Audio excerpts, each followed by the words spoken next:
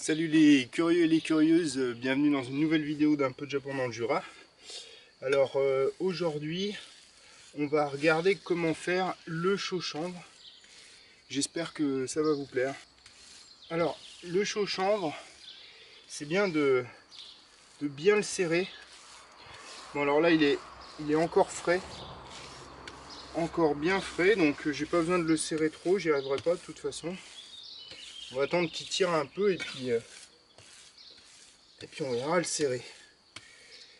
Ah, pour ceux qui se demandent, là j'ai une truelle japonaise bien entendu. Bon, moi je trouve ça plus sympa pour le poignet. Hein, on n'a pas le déport qu'on a sur les truelles italiennes ou françaises. Donc aujourd'hui on va faire la vidéo sur le chanvre. Donc je vais être assez bref, je vais vous donner la recette et puis de toute façon il n'y a pas grand chose à dire. Donc là en fait il faut prendre de la chèvre-note, donc il y a des sacs de 200 litres qui sont préparés déjà pour le bâtiment, pour faire les enduits. Si vous prenez un sac de chanvre d'une certaine marque, ne changez pas en cours de réalisation parce que souvent la fibre n'est pas du tout calibrée en termes de couleur et de taille pareil chez l'un ou chez l'autre. Donc moi j'ai pris de l'Isokana de chez Saint-Astier je crois, et ben je reste sur toute la dalle sur cette chèvre-note là et je ne vais pas mélanger les marques parce que sinon vous allez vous retrouver avec des gros changements. Bon après Isokana, moi je l'aime bien parce que elle se déballe facilement. Après toutes les chèvre-notes se valent. C'est juste qu'il y en a où le plastique il est chiant à ouvrir, où le tassement, où c'est un peu humide et ça se décroche difficilement. Bon celle-là elle s'ouvre et elle se vide super facilement. Donc voilà, bon, moi j'ai pris l'habitude de travailler avec celle-là. Et puis au niveau de la chaux, donc vous pouvez faire un mélange à la chaux aérienne en CL80, enfin la CL90 de 1 pour 1, mais bon le temps de séchage est un peu plus long qu'avec le mélange Tradeco de chez Saint-Estier, donc c'est de la HL 3.5 je crois, en fait c'est un mélange de chaux aérienne et de chaux hydraulique. Donc bon bah, moi c'est intéressant pour ma dalle, c'est pour ça que je pars là-dessus. Mais bon, vous pouvez le faire avec de la chaux aérienne, ça marche très bien. Par contre, faites-le pas avec de la chaux hydraulique, vous allez avoir un résultat de merde si vous faites ça. Après, bon bah c'est simple, hein, vous mettez votre chèvre-note un seau dans votre bac, vous mettez votre chaux par-dessus, puis vous mélangez à basse vitesse avec le malaxeur pour avoir quelque chose d'homogène.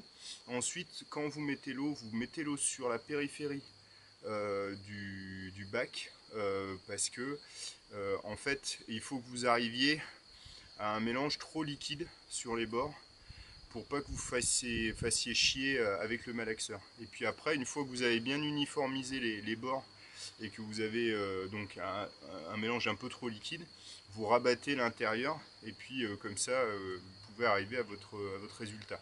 Je pense que c'est vraiment la technique qui va bien.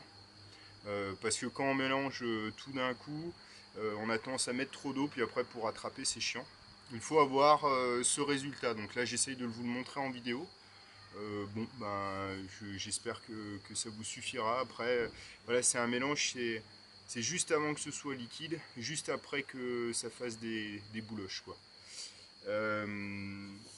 Et sinon, au niveau de la mise en œuvre, c'est important de bien compresser votre dalle. Voilà, enfin, faut pas hésiter à repasser une fois qu'elle a un peu séché. Ça met beaucoup de temps hein, pour se figer. Donc là, ça fait à peu près 1 heure que j'ai posé le matériau et puis je peux encore le serrer. Donc voilà, donc c'est ça.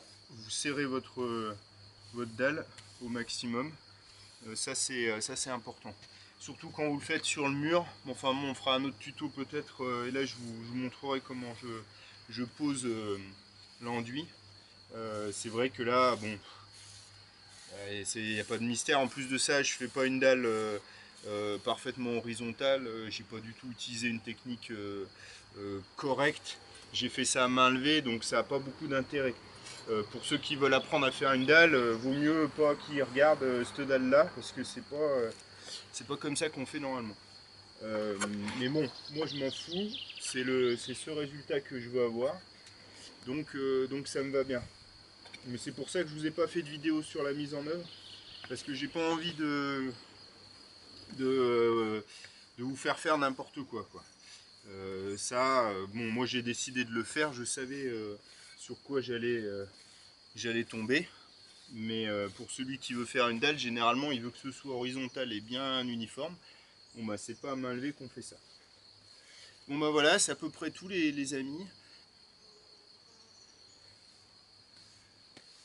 Merci d'avoir regardé la vidéo et puis je vous dis à bientôt. Allez.